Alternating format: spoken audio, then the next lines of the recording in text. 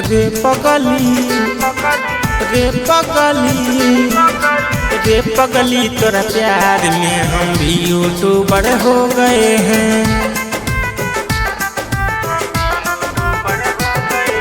लब इक्स को छोड़ छाड़ के रील प्रमोटर हो गए हैं। रे पगली तोरा प्यार में हम भी यूट्यूबर हो गए हैं।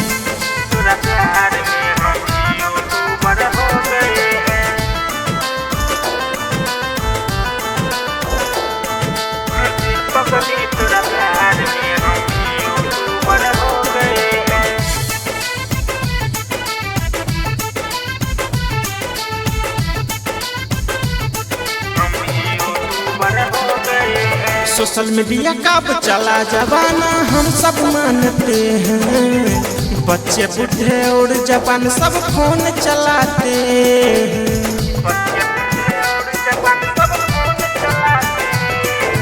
सोशल मीडिया कब चला जमाना हम सब मानते हैं।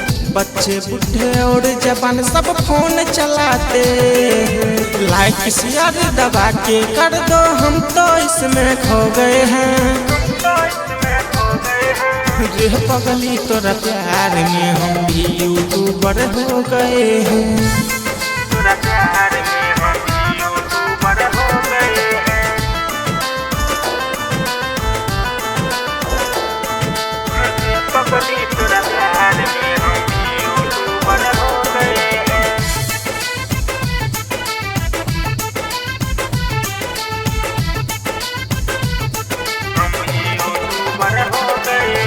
गाँव देहात में जाके हम तो रील्स बनाते हैं। तोहरे चक्कर में बबनी गाना गाते हैं।